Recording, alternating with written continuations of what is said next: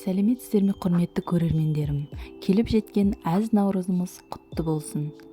Ақ мол болсын. Бүгін сіздермен наурыз көже жасап үйренеміз.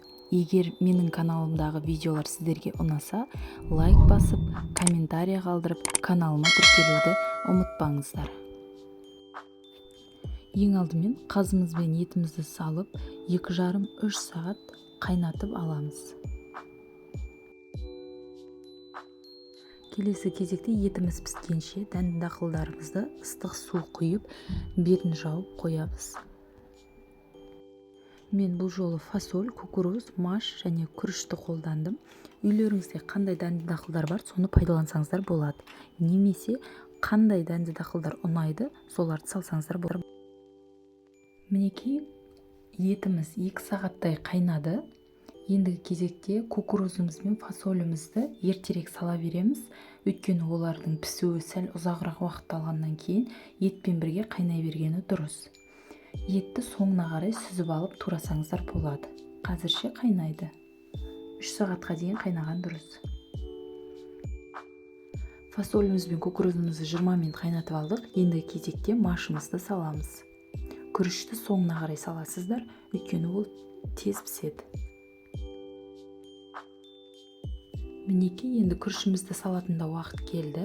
Күрішті салғаннан кейін 15 минут шамасында қайнатсаңыздар жеткілікті. Міне, етімізді сүзіп алдық. Енді етті ұсақтап турап, көжемізге қайтадан саламыз.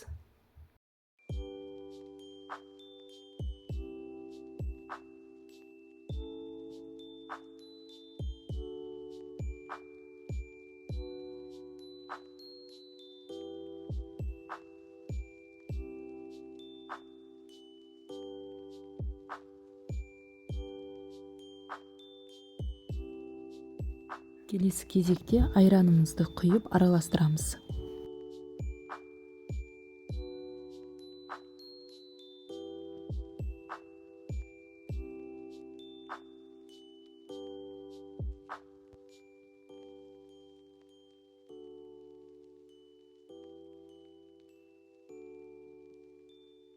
Мінекей, наурыз көжеміз дайын. Енді соңғысы құрт саламыз. Құрт өте әдемі жұмсақ дәм береді көжемізге, сондықтан құртты пайдаланған жақсы. Мінекей, енді наурыз көжемізді құйып, дастарханымызға ұсынсақ та болады. Астарыңыз дәмді болсын, наурызымыз құтты болсын. Жылдан жылға аман есен жетуді Алла нәсіп етсін. Ақ мол болсын.